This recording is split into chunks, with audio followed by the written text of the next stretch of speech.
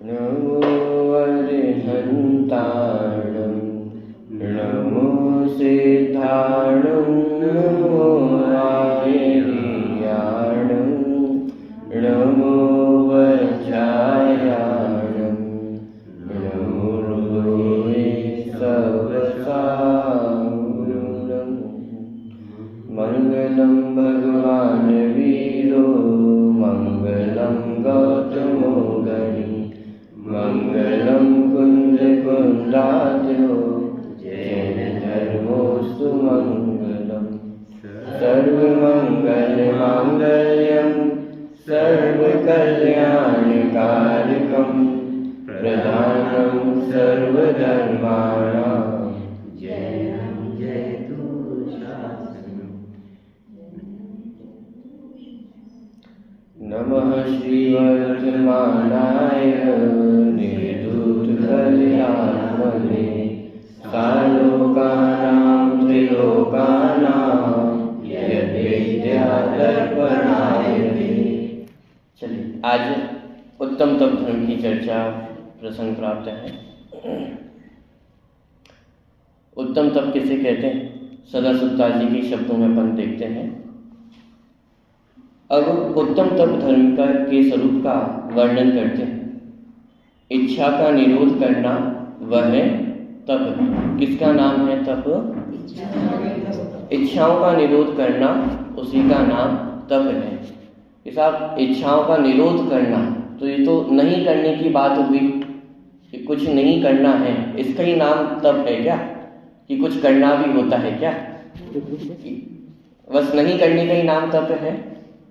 इच्छाओं का निरोध करना, निरोध करना माने इच्छा नहीं करना, उसका नाम क्या है?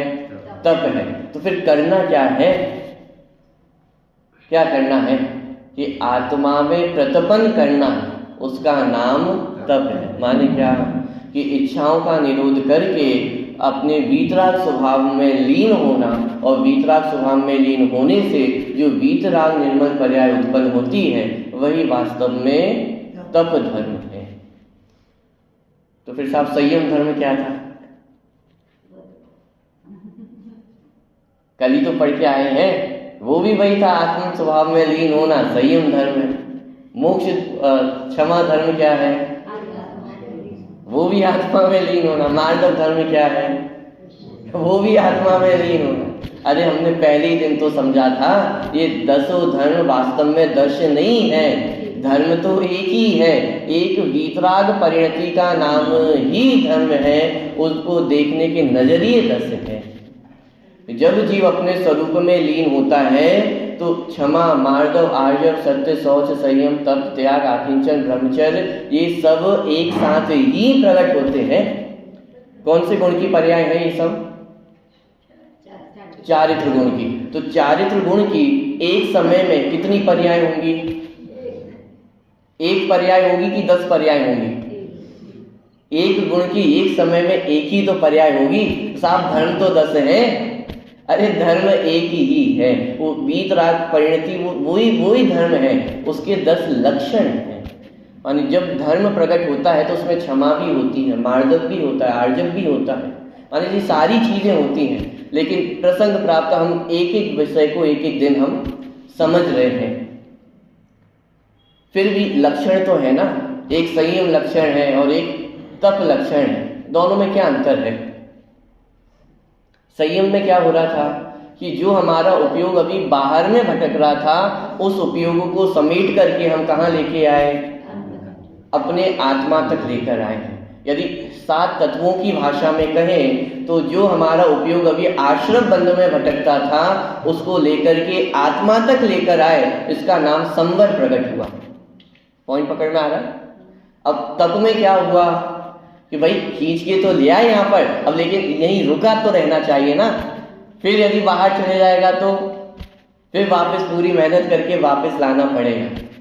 तो उपयोग यहाँ तक आ गया और वह उपयोग यहीं पर सीमित रहे, इसका नाम है तप। जैसे यदि तत्वों की भाषा में देखें तो संवर और संवर के बाद निर्जरा। निर्जरा माने, संवर माने शुद्धि की उत्पत्ति और निर्जरा माने शुद्धि की वृद्धि, और निर्जरा किससे होती है? तपसहा निर्जरा कहते, परिभाषा है कि तप से निर्जरा होती है। माने क्या? तप माने शुद्धि की वृद्धि होना। जो वीतराग भाव उत्पन्न हो गया है, उस वीतराग भाव में निरंतर वृद्धि होना, इसका नाम तप है। थोड़ा सा और यदि अंतर देखना चाहे तो संयम धर्म कंपलसरी है और तप ऑप्शनल है। माने क्या? जैसे मुनिराज है तो दिन में एक बार खड़े होकर आहार लेना ये ऑप्शनल है कि कंपलसरी है?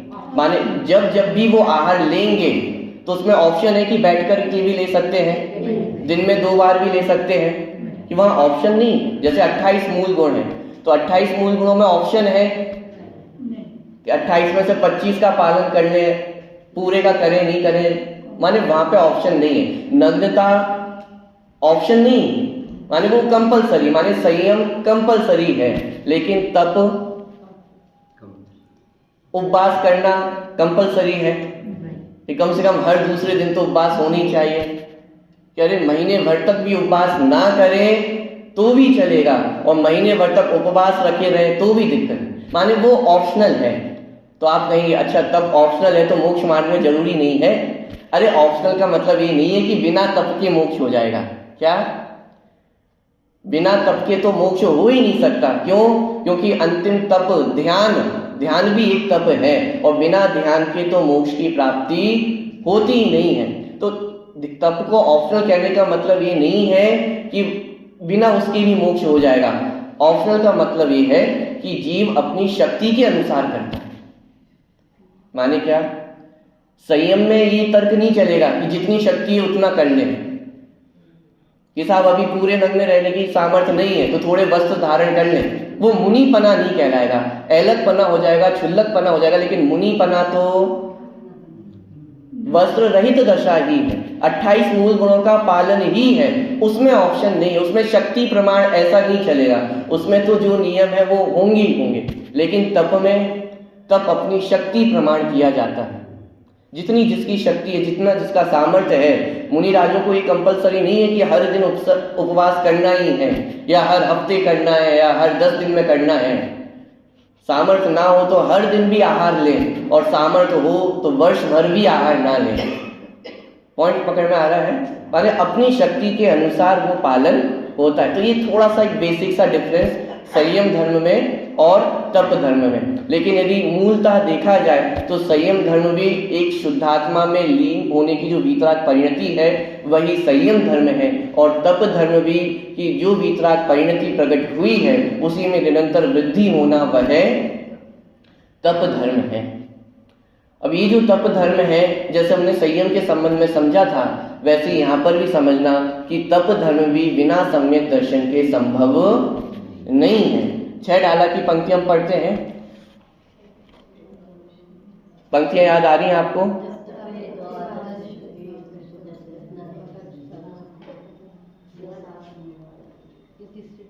कोटि जन्म तप तपे ज्ञान बिन ज्ञानी के छिन माही त्रिगुप्ती ते सहज करे थे। माने क्या? कोटि जन्म माने करोड़ों जन्मों में अज्ञानी जीव करोड़ों तप करे, कोटि तप तपे तप, क्या पंक्तियां हैं? कोटि जन्म तप तपे ज्ञान बिन कर्म चले। करोड़ों जन्मों में करोड़ों तप धारण करे अज्ञानी जीव, लेकिन तब भी जितने कर्मों की निर्जरा होती है उतनी तो ज्ञानी जीव की क्षण मात्र में ही हो जाती है। इसका मतलब वो तप करना कब सार्थक है? माने सम्यक दर्शन पूर्वक ही तप अंगीकार होता है। बिना सम्यक दर्शन के जो तप अंगीकार होता है वह वास्तव में तप नहीं है। उसे क्या संज्ञा दी?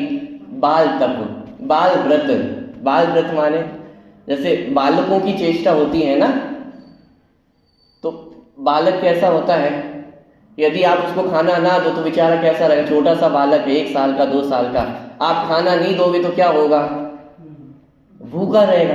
लेकिन उसके भूखे रहने का नाम तप थोड़ी ना हो जाएगा। ऐसे ही अज्ञानियों का तप वास्तव में सच्चा तप नहीं है, उसे बाल तप की संज्ञा दी। सच्चा तप कब उत्पन्न होता है? कि सम्यक दर्शन सहित ही वास्तव में सच्चा तप उत्पन्न होता है।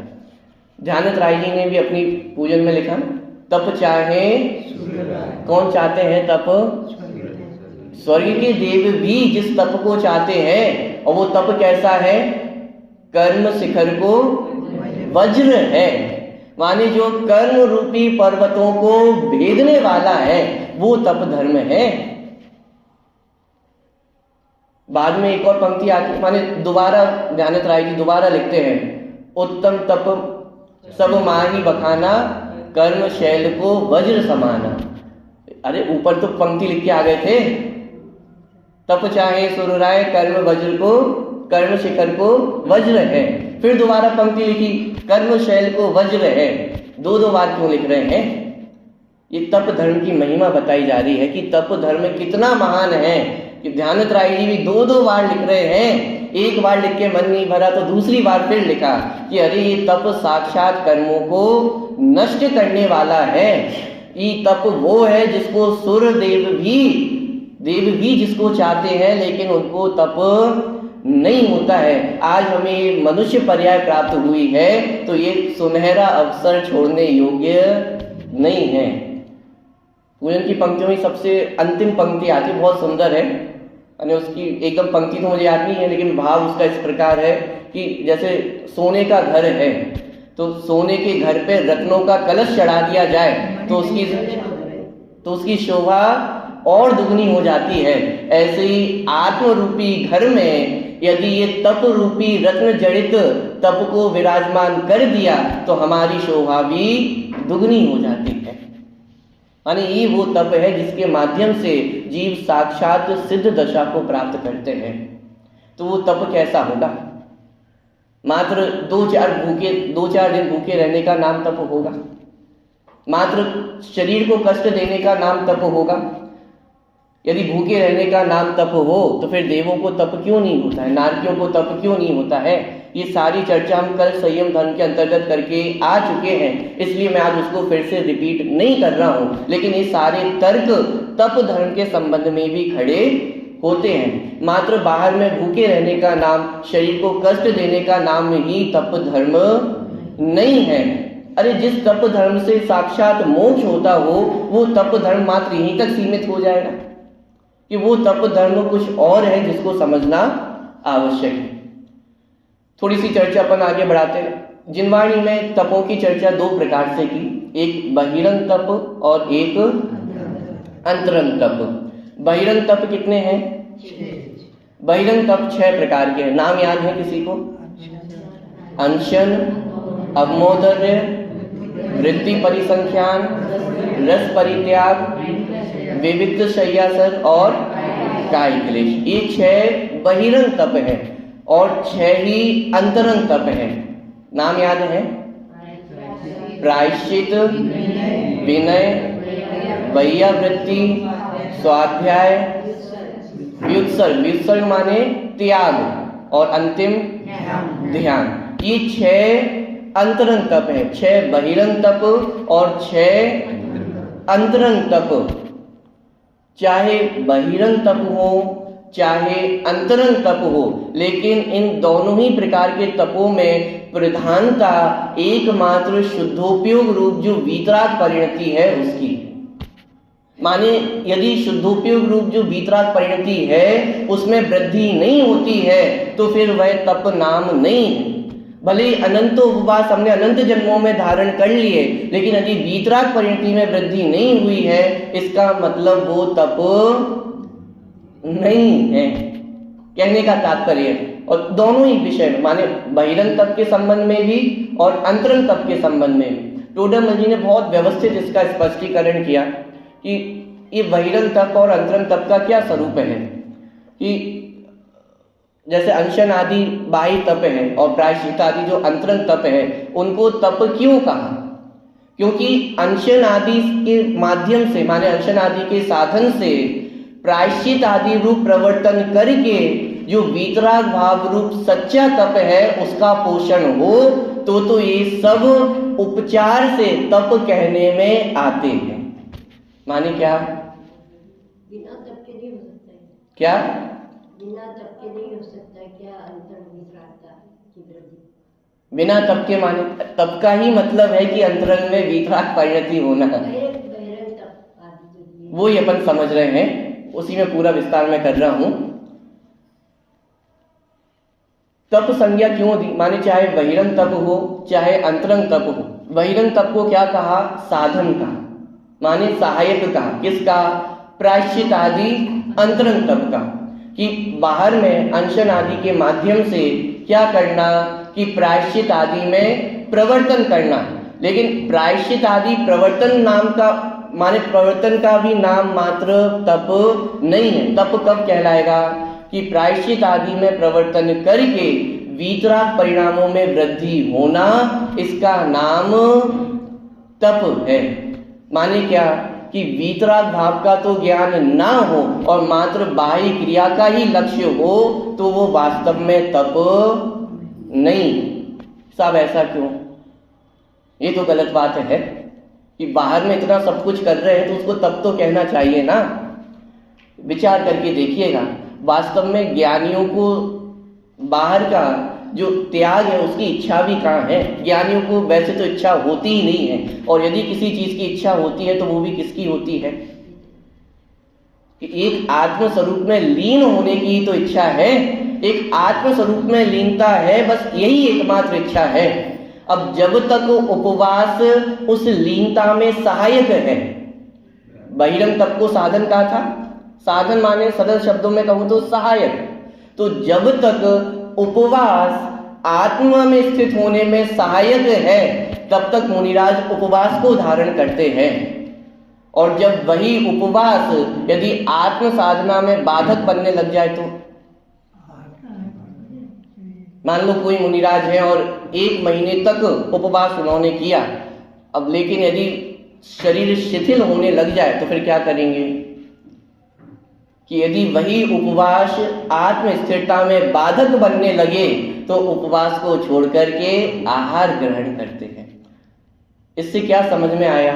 मैं आपसे एक छोटा सा प्रश्न पूछता हूं, तो जिस समय मुनिराज उपवास कर रहे थे उस समय तपस्वी थे, या 1 महीने बाद जब अगले दिन आहार करने को गए, आहार ले रहे हैं, उस समय तपस्वी है?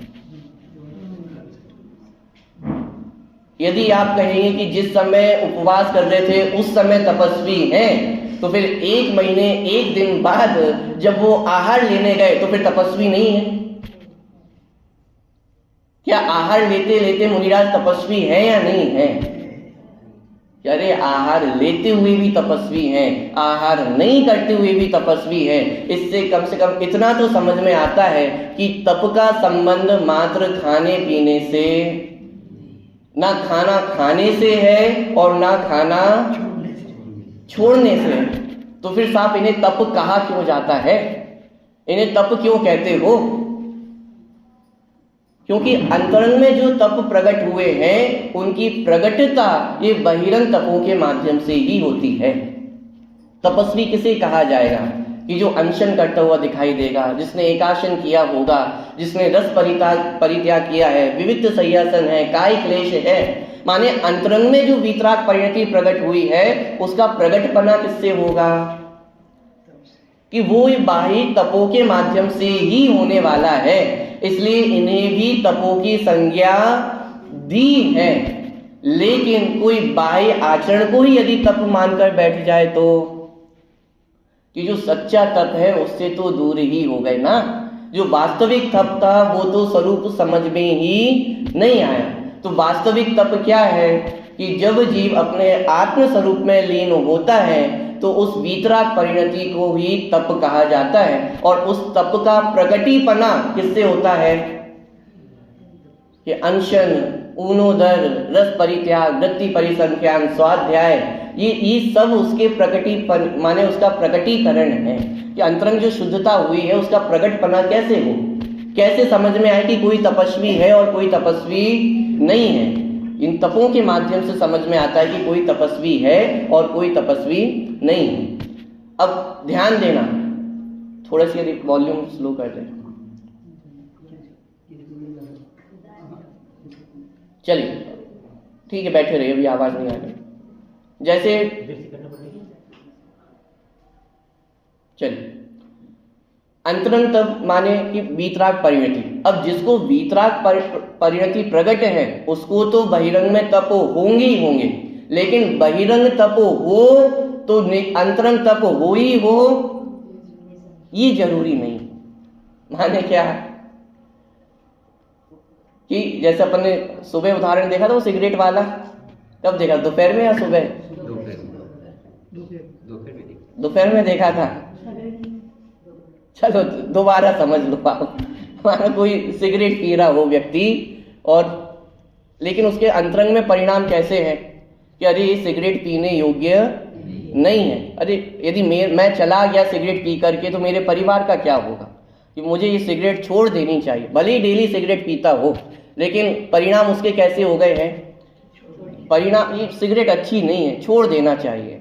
दूसरी तरफ एक और व्यक्ति है कि जो आज तक जिसने सिगरेट नहीं पी है लेकिन वो सिगरेट पीते हुए व्यक्ति को देख करके मन में सोच रहा है कि अरे इसकी जिंदगी बढ़िया है, जब चाहे तब उतनी सिगरेट पियो, जो करना है तो वो करो, तो इसकी जिंदगी तो बहुत बढ़िया है। तो मैं आपसे पूछता हूँ दोनों में अच्छा कौन है?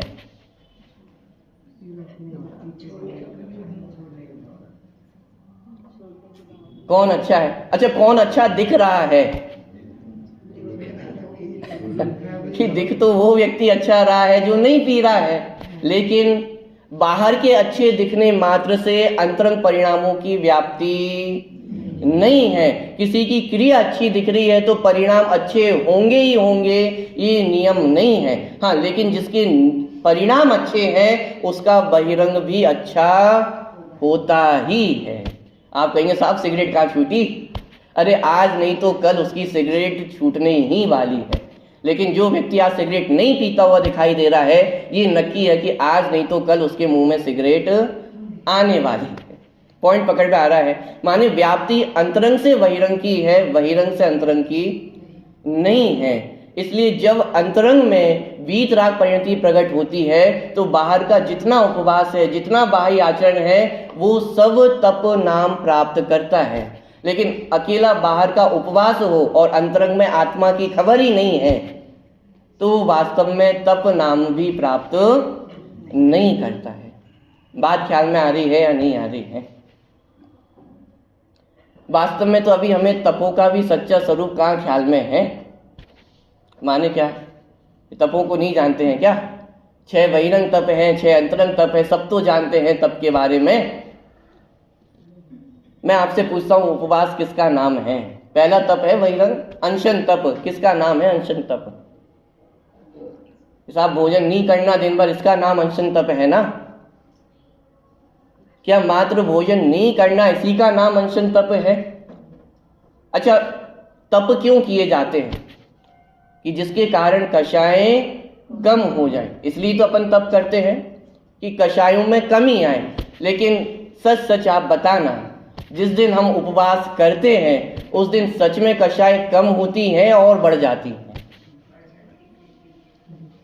मान लीजिए आपने उपवास रखा किसी दिन, पूरे दिन भर कुछ नहीं खाया है और आपसे कह दिया जाए कि बाजार से सब्जी लेकर आओ,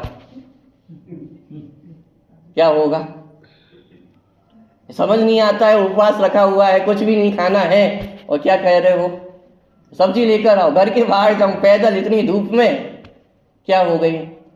अरे उपवास तो कषाय कम करने के लिए किया था और क्या हो गया? ये तो उल्टा हो गया, ये तो कषाय और बढ़ गई। तो फिर उपवास किसका नाम है? तो फिर क्या खाना खा लें, 2 टाइम खाना खा लें, क्या चाहते हो आप? अरे 2 टाइम खाना खाने की प्रेरणा नहीं दी जा रही है, लेकिन खाना क्यों छोड़ा था ये तो पहचानो। कि साहब उपवास है तो क्या करें, अब आज दुकान भी नहीं जा सकते हैं, मंदिर में ज़्यादा मन लगता नहीं है, क्या करें? तो उस दिन न्यूज़पेपर सबसे अच्छा पढ़ा जाता है, एक एक शब्द, एक एक पन्ना उसका एकदम आद्योपांत अध्ययन उसका हो जाता है। फिर समय थोड़ा बच गया तो क्या किया जाए? पहले के ज़माने में रेडियो चला करते थे, आज के ज़माने में मोबाइल है, टीवी है, कितने साधन हो गए हैं। और ऐसे करते करते पूरा दिन हो जाता है। तो इसका नाम अनशन तप है? कि इसका नाम तो अनशन तप नहीं हो सकता है ना, किसका नाम है अनशन, किसका नाम है उपवास। उपवास माने, उप माने समीप, वास करना माने रहना। किसके समीप रहना? कि अरे 24 घंटे में हमें समय नहीं मिलता था, खाने पीने में उलझे रहते थे, व्यापार में उलझे रहते थे, तो एक दिन हमने छुट्टी ली है। किससे? सारी चीजों से, व्यापार से, खाने से, मोबाइल से, टीवी से, न्यूज़पेपर से, अरे सारी चीजों से छुट्टी किसके लिए ली थी? कि अपने आत्मा के पास आऊंगा। लेकिन एक जो कार्य हमें करना था उपवास के दिन, उस कार्य को छोड़ करके हम दुनिया के और सारे कार्य करने बैठ जाते हैं। उपवास किसका स्वरूप है? अनशन किसका नाम है? मात्र बाहर में खाना छोड़ने का नाम उपवास नहीं है। वास्तव में तो उपवास का प्रयोजन ये था कि स्वाध्याय में लगे, आत्मचिंतन में लगे, आत्म स्वरूप में लीन हो, ये उपवास का प्रयोजन था। बाह्य विषय कषायों को बढ़ाने का प्रयोजन नहीं था। हमें तपस्वी भी बड़ा कौन लगता है? अच्छा, एक व्यक्ति है जिसने उपवास किया है, और एक व्यक्ति ऐसा है जो सुबह से रात तक स्वाध्याय में रत है। स्वाध्याय में ही मनन चिंतन चल रहा है, लेखन चल रहा है, पाठ चल रहा है, सब स्वाध्याय का उसका दिन भर का रूटीन है। और एक व्यक्ति ऐसा है जिसने दिन भर के लिए उपवास धारण किया है। तो मैं आपसे पूछता हूं, बड़ा तपस्वी कौन है? अच्छा, मैं आपसे पूछता हूं, आपके घर में कोई व्यक्ति आया है तो गेट खोलने के लिए आप किसको बोलोगे? उपवास वाले को बोलोगे या स्वाध्याय वाले को? स्वाध्याय वाले को। क्यों? तो तुमने किया ही क्या है? 2 टाइम भोजन खा के बैठे हुए हो, कुछ काम भी तो कर लो। अरे स्वाध्याय अभी हमें काम ही नहीं लगता है। जबकि मैं आपसे पूछता हूं, स्वाध्याय वाले ने तो दिन भर कुछ ना कुछ किया ही है, अध्ययन किया है, मनन किया है, चिंतन किया है, लेखन किया है। उपवास वाले ने क्या किया है? उसने तो नहीं किया है ना। खाना खाया है या खाना नहीं खाया? नहीं खाया। कुछ पिया है या नहीं पिया? नहीं पिया। तो किया क्या है? हमें ये लगता है कि स्वाध्याय वाले ने तो कुछ भी नहीं किया, तो हम किसको उपदेश देंगे कि साहब स्वाध्याय तो कर रहे हो, लेकिन अभी स्वाध्याय तप है ये तो हमें ख्याल में ही नहीं आता है। एक मुनिराज थे, उन्होंने 1 वर्ष तक, 1 महीने तक उपवास धारण किया, ठीक है। और 1 महीने के बाद उपवास करने के बाद अगले दिन वो आहार के लिए निकले और निरंतराय उनको पूरा आहार प्राप्त हुआ, लेकिन मात्र 1 ग्रास खाकर ही, माने 1 कौर लेकर के ही वापस आ गए। और फिर उन्होंने 1 महीने का उपवास धारण कर लिया, ठीक है। ये वास्तव में देखा जाए तो एक तप का बहुत उत्कृष्ट रूप। लेकिन अज्ञानियों को भी इसमें क्या दिखता है कि साहब जब 2 महीने ही उपवास करना था तो बीच में 1 दिन आहार के लिए क्यों चले गए? अच्छा खासा रिकॉर्ड नहीं बन जाता? 2 महीने तक कंटिन्यू उपवास, रिकॉर्ड बन जाता ना। और आहार लिया भी तो कितना लिया? 1 ग्रास, 1 कौर। अरे 1 कौर नहीं भी लेते तो क्या हो जाता? रिकॉर्ड तो बन जाता, 2 महीने का नाम तो हो जाता। अरे रिकॉर्ड बनाने का चक्कर अज्ञानियों का चक्कर है, अज्ञानियों का खेल है। ज्ञानियों को रिकॉर्ड से क्या लेना है? तो फिर साहब मुनिराज ने ऐसा क्यों किया? 1 ग्रास लेकर के आ गए। ऐसा क्यों किया कि अरे मुनिराज ने 1 महीने का उपवास किया था, वो इसलिए किया था क्या, ताकि मैं कषाय, अपनी विषय कषायों को कम कर सकूं, मेरी जो गृद्धता है, राग है, वो कम कर सकूं। फिर 1 महीने बाद आहार लेने क्यों गए? ये चेक करने के लिए जो 1 महीने मैंने साधना की है उसका कुछ परिणाम निकला है कि नहीं निकला है। तो अपने आप को चेक करने गए थे कि आहार लेने गए और निरंतराय आहार मिला, कोई बाधा बीच में नहीं आई, लेकिन फिर भी 1 कौर लेकर के वापस आ गए। चाहते तो और भी अधिक आहार ले सकते थे ना, क्यों नहीं लिया? कि उन्हें तो इतना चेक करना था कि मेरी राग में कोई कमी आई है या नहीं आई है। कि 1 कौर लेकर के पता चल गया कि अरे जैसे मान लीजिए आप हो और 1 दिन का पूरा आपने उपवास किया, अगले दिन क्या होता है?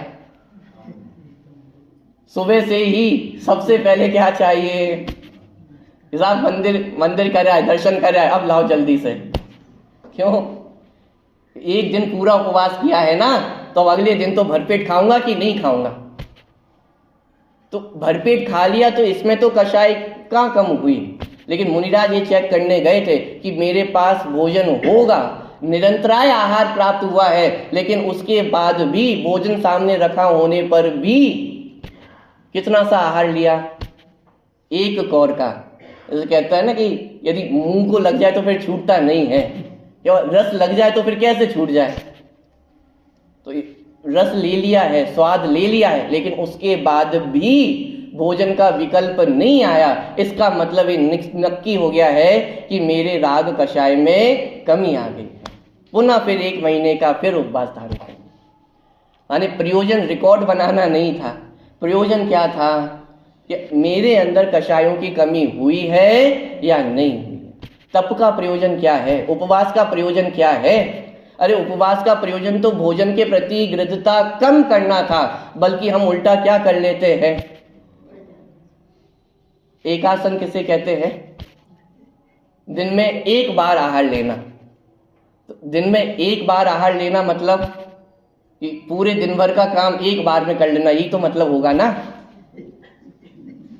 कि अरे वो एकासन है कि दोनों दर है, 1 बार में ही दोनों टाइम का भोजन कर लेते हैं और हमें लगता है कि एकासन हो गया। अरे एकासन किसका नाम है? पहली बात तो हमने वो संधि विच्छेद ही गलत करके रखा हुआ है। वास्तव में एकासन नहीं है, हमने क्या मान रखा है? एक आसन में बैठ करके भोजन करना, कि भर पेट करते जाओ, वो तो दिन भर का काम है ना आज तो। अरे उसका नाम एकासन नहीं है, शब्द है एक अशन। माने क्या? 1 बार भोजन लेना और भोजन भी अपनी भूख से कम लेना, उसका नाम एकासन है।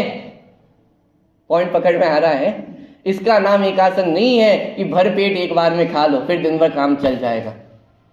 कि 1 बार भोजन लेना और वो भी अपनी भूख से कम लेना, इसका नाम एकासन है। इस तपों में एक ये भी व्यवस्था है कि जैसे जैसे तप बढ़ते चले जाते हैं वैसे वैसे तप और उत्कृष्ट होते चले जाते हैं। माने क्या? जैसे सबसे पहले नंबर का तप कौन सा है? अनशन तप है। दूसरे नंबर का अवमोदर। तो अनशन तप से अवमोदर तप और उत्कृष्ट है। तीसरे नंबर का वृत्ति परिसंख्यान, तो अवमोदर से वृत्ति परिसंख्यान और उत्कृष्ट है। रस परित्याग और उत्कृष्ट, माने ऐसे क्रम से वे तप और अपनी उत्कृष्टता को प्राप्त होते हैं। बात ये तो बिल्कुल ही समझ में नहीं आ रही है। क्यों? अनशन किसका नाम है? उपवास का, माने पूरे दिन भर भोजन नहीं करना। और एकासन किसका नाम है? 1 टाइम भोजन करना। तो आप सीधा सीधा गणित है, जिसने दिन भर भोजन नहीं किया वो बड़ा तपस्वी, जिसने 1 बार भोजन ले लिया वो थोड़ा छोटा तपस्वी। सीधा सा गणित है या नहीं? अरे यही तो सीधा गणित नहीं है। क्योंकि प्रयोजन क्या था? प्रयोजन था कषायों में कमी होना, कषाय कम होना, राग कम होना, ये प्रयोजन था। आपने देखा कभी जैसे जिसने उपवास रखा हो तो वो किचन के आसपास भी नहीं भटकता है। क्यों? क्योंकि यदि महक भी आ गई तो दिन भर निकालना मुश्किल हो जाएगा। बढ़िया रसगुल्ले बन रहे हो, कोई अच्छा पकवान बन रहा हो, और दूरी रहता है किचन से, तो देखना भी नहीं है आज तो किचन। क्यों? देखने में आ गया तो, महक आ गई तो। मैं आपसे पूछता हूं, एक आसन में क्या हो रहा है? एक आसन में पूरा भोजन आपके सामने रखा हुआ है, स्वादिष्ट भोजन रखा हुआ है। ऐसा नहीं बिना नमक का कुछ भी दे दिया हो, अच्छा भोजन रखा हुआ है, स्वादिष्ट भोजन रखा हुआ है। चाहो तो जितना चाहो उतना ग्रहण कर सकते हो, माने कोई रोकने वाला तो है नहीं ना। घर में तो और आपको बोल बोल के देंगे कि अरे बेटा आज एकासन है, भरपेट खा लो। बाहर में तो कोई रोकने वाला भी नहीं होगा, माने सारी व्यवस्थाएं हैं। लेकिन उसके बाद भी भोजन सामने होने पर भी अपनी कषायों पे इतना कंट्रोल होना कि अपनी भूख से भी कम ग्रहण करे। वो कषायों का निरोध अधिक किसमें, इच्छा का निरोध अधिक किसमें है? पॉइंट समझ में आ रहा है? माने वस्तु मिलनी ही नहीं है तो ये नक्की हो गया कि अब मिलना ही नहीं है। चाहे हाथ पैर भी जोड़ दूं तो भी मुझे मिलने वाला नहीं है। लेकिन यहाँ तो परसा जा रहा है, हाथों से दिया जा रहा है, भोजन बनाकर दिया जा रहा है, सामने रखा हुआ है, तो भी अपनी इच्छा से कम भोजन करना, अपनी भूख से कम भोजन करना, कि इसमें इच्छाओं का निरोध अधिक है। वृत्ति परिसंख्यान कि पूरा भोजन दिया जाएगा, 2 टाइम भोजन करने को है, लेकिन कुछ ना कुछ नियम लेकर के, माने जैसे मुनिराज होते हैं ना, तो क्यों बिल्कुल अटपटी सी प्रतिज्ञाएं लेकर के जाते हैं, एक व्यक्ति होना चाहिए, इतने कलश होने चाहिए, इतना वो होना चाहिए।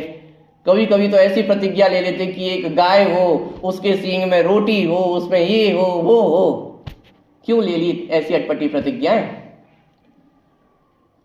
कि अरे भोजन का विकल्प है, भोजन करने भी जाना चाह रहे हैं, लेकिन उसके पहले प्रतिज्ञा ले ली है कि यदि प्रतिज्ञा पूरी होगी तो ही आहार लूंगा, और यदि प्रतिज्ञा पूरी नहीं होगी तो मैं आहार नहीं हूं। इसमें इच्छाओं का निरोध और अधिक बढ़ गया है। ऐसे ही रस परित्याग, ये और भी उत्कृष्ट। कैसे? कि सारे भोजन आपके रखे गए हैं, सब कुछ है, लेकिन एक रस का त्याग कर दिया। अरे आपके भोजन में यदि नमक कम हो जाए तो ही हमारी हालत कैसी हो जाती है। अरे क्या बना के रख दिया है, कोई स्वाद नहीं है, कुछ भी नहीं है। पूरा भोजन सामने रखा हुआ है, रसगुल्ले भी है, सारी चीजें हैं, लेकिन एक रस का त्याग कर देना, इसमें इच्छाओं का निरोध और भी अधिक हो जाता है। पॉइंट समझ में आ रहा है? माने एक एक करके यदि अपन देखें तो वो तप और उत्कृष्ट होते हुए चले जाते हैं। ऐसे ही अगला तप है विविक्त शय्यासन। विविक्त शय्यासन माने कि एकांत स्थान में प्रमाद रहित जो उठने बैठने सोने आदि की क्रियाएं होती हैं, कि उसको प्रमाद रहित पूर्वक करना, वह विविक्त शय्यासन है। ये और उत्कृष्ट तप है। उसके आगे काय क्लेश। काय क्लेश माने शरीर को कष्ट पहुंचाना, इसका नाम काय क्लेश है ना। अरे शरीर को कष्ट पहुंचाना, इसका नाम काय क्लेश नहीं है।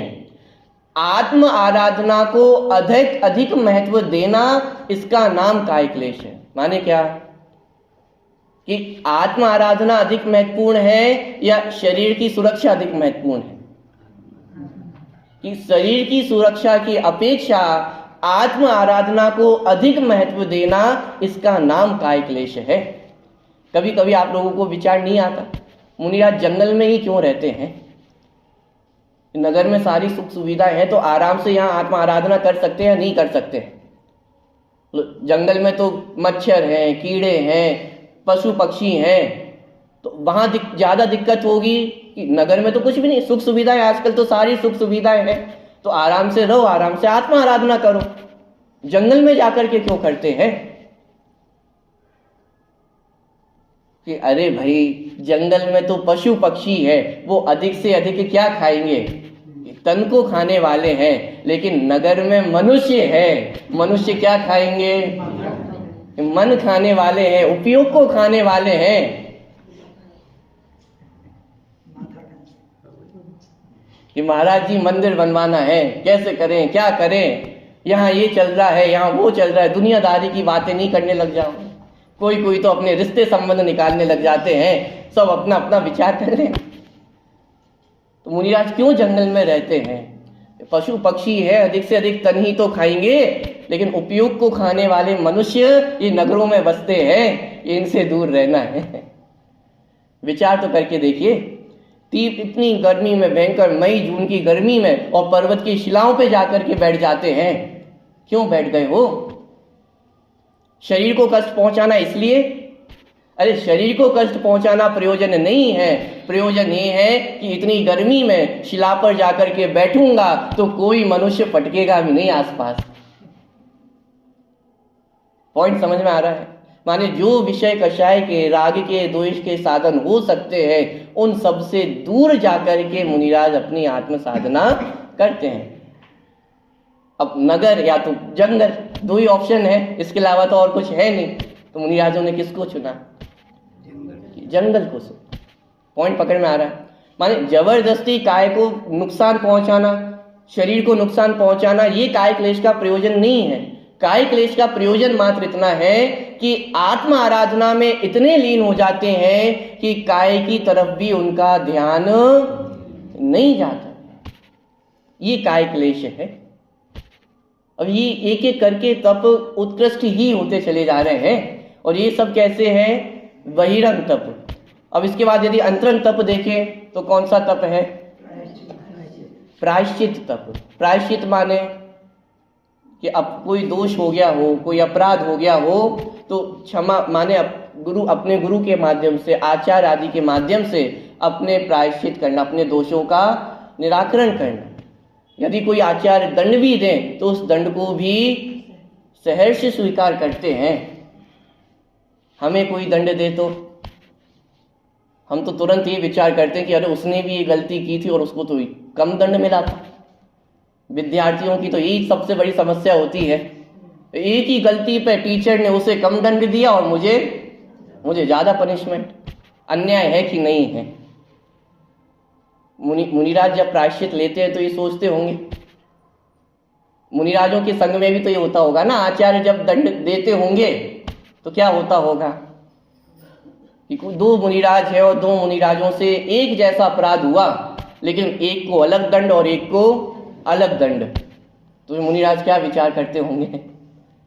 आचार्य पार्शियलिटी कर रहे हैं, चीटिंग कर रहे हैं। अरे इसका नाम प्रायश्चित तप नहीं। ये अपना दोष हुआ है, मुझसे दोष हुआ है, उस दोष को स्वीकार करके उसका निराकरण करना, ये प्रायश्चित तप। उसमें दूसरों की कहाँ गिनती है? उसमें दूसरों को कहाँ देखने की आवश्यकता है? बात ख्याल में आ रही है? ऐसे ही अगला व्रत क्या है? अगला तप क्या है? विनय तप। विनय तप किसका नाम है? अच्छा, मैं आपसे पूछता हूं, ये विनय तप किसको होता है?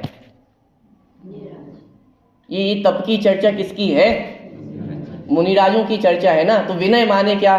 कि सिर झुकाना, इसका नाम विनय है ना। आज हमारी समस्या क्या है कि बच्चे हमारे सामने शीश नहीं झुकाते हैं, साहब पैर पड़ते ही नहीं है। आजकल तो पैर भी बस ऊपर से हो जाता है। ये समस्या है नहीं इसकी नहीं। मैं आपसे पूछता हूँ, विनय किसका नाम है? मात्र मस्तक झुकाने का नाम विनय है?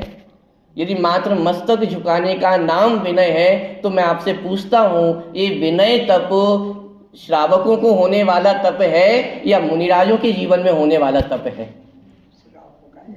तो फिर मुनिराजों को यदि विनय तप अंगीकार करना है तो क्या करना चाहिए? कि अपना मस्तक झुकाना चाहिए। किसके सामने? कि मान लीजिए श्रावक है और मुनिराज है, दोनों आपस एक दूसरे के सामने है, तो कौन किसके सामने मस्तक झुकाएगा? श्रावक मस्तक झुकाएगा। तो विनय किसका नाम है? मस्तक झुकाने का नाम विनय है ना। तो विनय तप किसको होगा? किसको होना चाहिए? कि अरे भाई विनय तप मुनिराजों का तप है, मुनियों को तप होता है। और वो तप माने क्या?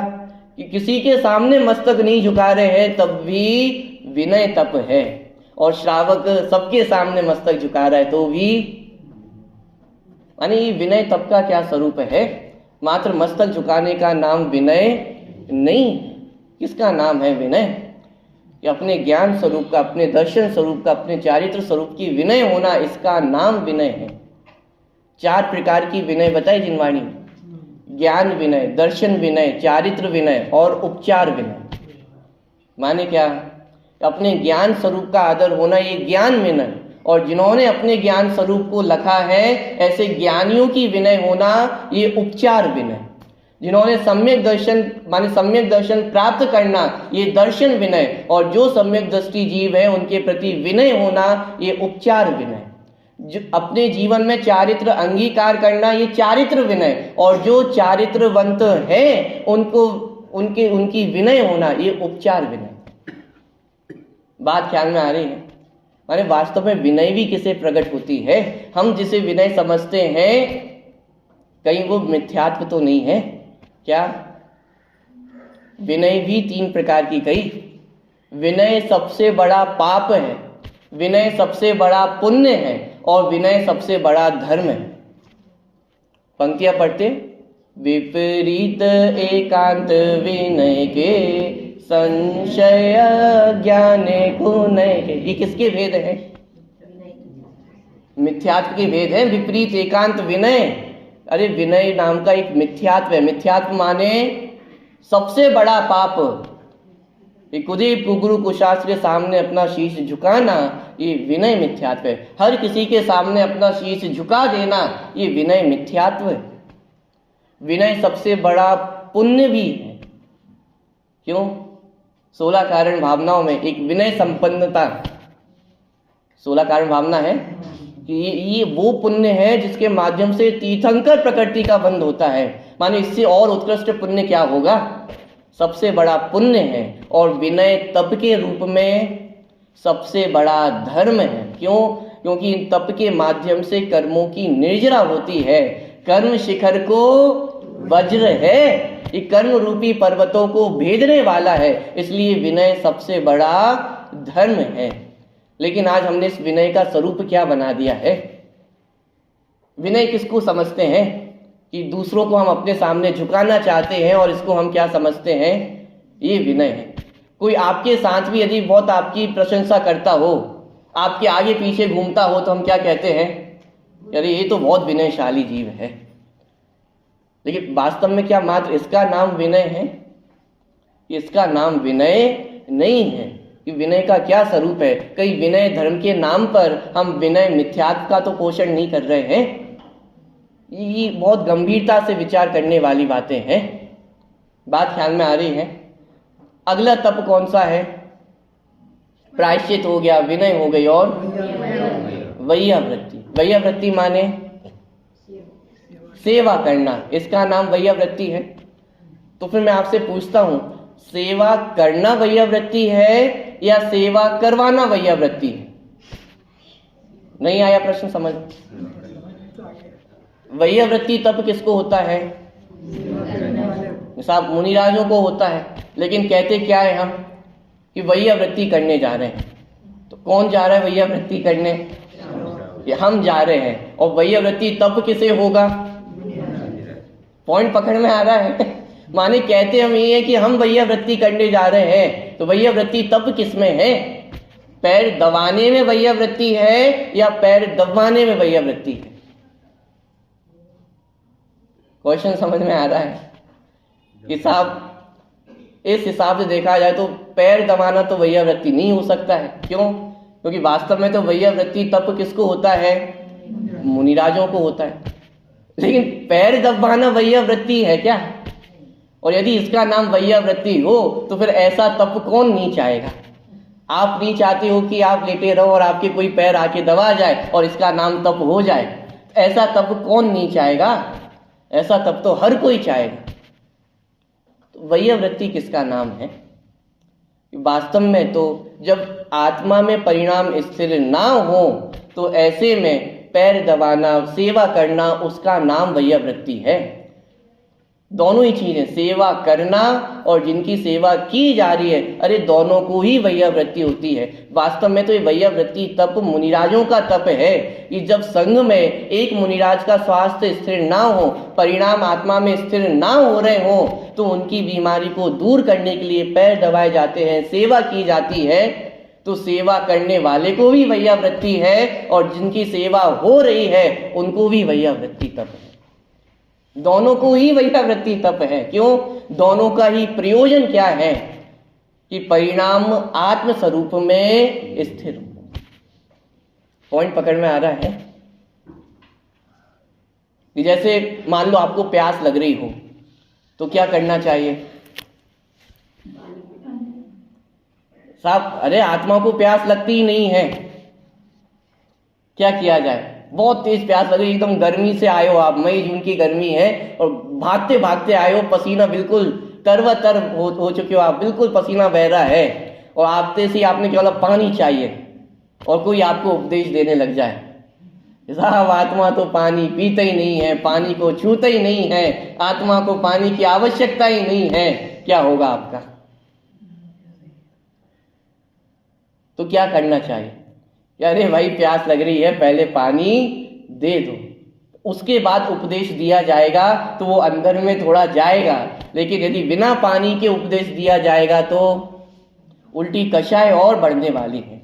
ऐसे ही बाह्य वृत्ति तप की क्या आवश्यकता पड़ी कि जब परिणाम आत्म स्वरूप में स्थिर ना हो रहे हो तो अकेले उपदेश देने से काम चलने वाला नहीं, पहले उनके परिणामों को स्थिर करना पड़ेगा। इसके लिए सेवा करनी पड़ेगी। यदि कोई रोग हो रहा है तो उस रोग को दूर करना होगा, तब जाकर के तो परिणाम स्थिर होंगे।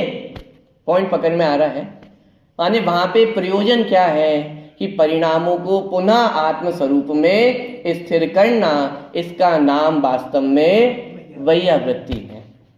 मात्र बाहर में सेवा कर देना, ऐसे ही सेवा कर देना, उसका नाम वैयावृत्ति नहीं। पॉइंट पकड़ में आ रहा है? ऐसे ही अगला तप कौन सा है? स्वाध्याय। स्वाध्याय ये हम वर्तमान में बैठ करके तप कर रहे हैं, किसी को लग रहा है कि स्वाध्याय करना, जिनवाणी का पठन पाठन करना, ये तो हमें तप लगता ही नहीं है। ऐसा लगता है कि इसमें कौन सा बड़ा काम हो गया है। स्वाध्याय को परम धर्म कहा गया है। स्वाध्याय परमम धर्म, परम तप, सबसे उत्कृष्ट तप है। क्यों? कि अरे स्वाध्याय के माध्यम से स्वयं का अध्ययन तो होता ही है। यदि वास्तविक स्वाध्याय देखा जाए तो क्या स्व अधि अय माने क्या? स्व माने मैं, अधि माने ज्ञान, अय माने प्राप्त होना, माने स्वयं के ज्ञान को प्राप्त होना, यही वास्तव में स्वाध्याय है। तो स्वाध्याय के माध्यम से परिणाम तो आत्मा में स्थिर होते ही हैं, लेकिन जब व्यवहारिक स्वाध्याय को भी देखा जाता है तो उसमें भी ज्ञान की ही तो वृद्धि हो रही है। जिस समय स्वरूप आत्मा में स्थिर नहीं हो पा रहा है, उस समय भी हम ज्ञान अर्जन तो कर ही सकते हैं ना, जिनवाणी तो पढ़ ही सकते हैं। लेकिन ये स्वाध्याय, हमें स्वाध्याय तप लगता ही नहीं। दिक्कत तो ये है। पॉइंट पकड़ में आ रहा है? स्वाध्याय माने क्या? कि अपना ज्ञान होना, इसका नाम स्वाध्याय। अगला तप क्या है? व्युत्सर्ग। व्युत्सर्ग माने त्याग करना। त्याग की चर्चा तो अगला धर्म कल आने ही वाला है, तो उसकी विस्तार से चर्चा तो अपन वहां करेंगे ही। और अंतिम तप कौन सा है? ध्यान। ये ध्यान कैसा तप है? अपन ने शुरू में चर्चा देखी थी। उत्कृष्ट, एक एक तप उत्तरोत्तर कैसा होता जा रहा है? उत्कृष्ट होता जा रहा है। इसका मतलब क्या हुआ? जैसे यदि कोई 1 वर्ष तक उपवास रखे तो केवल ज्ञान की गारंटी है क्या? साहब 1 वर्ष तक उपवास किया है तो केवल ज्ञान हो ही जाएगा क्या? की गारंटी नहीं है। लेकिन मात्र अंतर्मुहूर्त को भी यदि ध्यान कर लिया, अंतर्मुहूर्त माने अरे 48 मिनट नहीं, 48 मिनट के भी अंदर अंतर्मुहूर्त को भी यदि ध्यान कर लिया तो केवल ज्ञान की गारंटी है, गारंटी कि केवल ज्ञान होगा ही होगा। ये उत्तरोत्तर उत्कृष्टता। परिणाम हमेशा स्थिर नहीं रहे। मुनिराजों के भी परिणाम आत्म स्वरूप में स्थिर नहीं रहते हैं। जैसे अपन ने चर्चा की थी ना कि बहिरंग तप है, तो क्या है? साधन। साधन माने सहायक।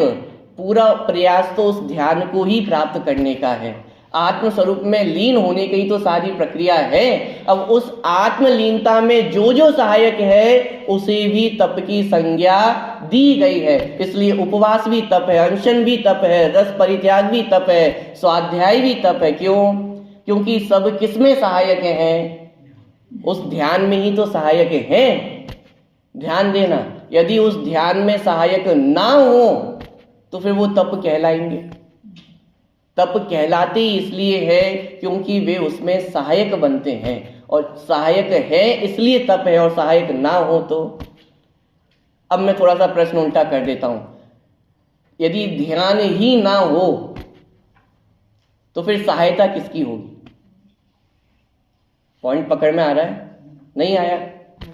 भाई बाहर की चीजें तप क्यों कहला रही थी? क्योंकि वो ध्यान करने में सहायक थी। अब यदि ध्यान को ही हटा दिया जाए तो फिर बाकी चीजों का प्रयोजन क्या बचेगा?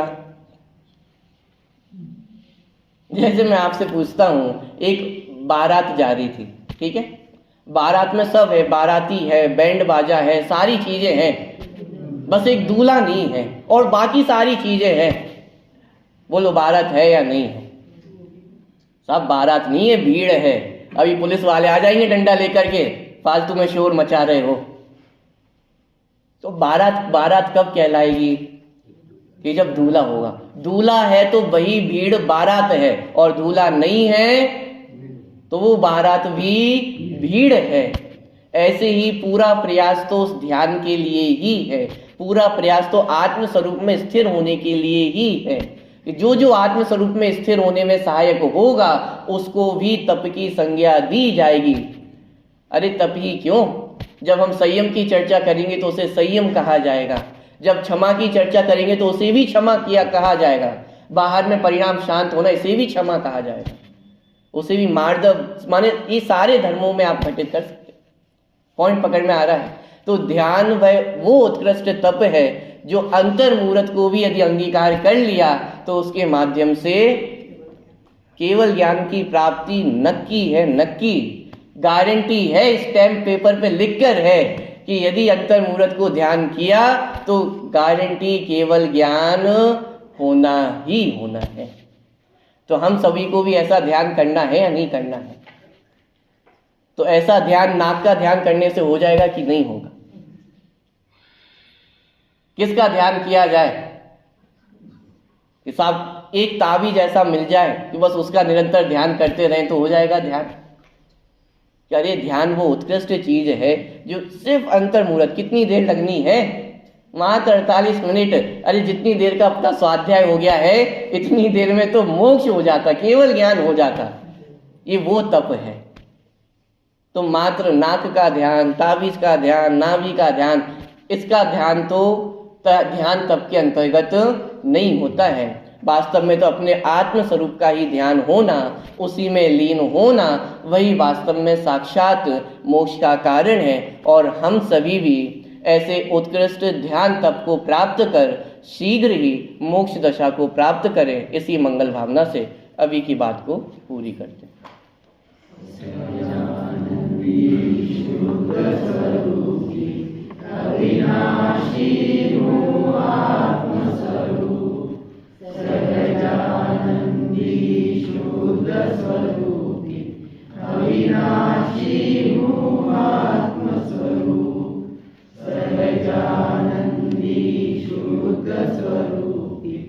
अविनाशी हूँ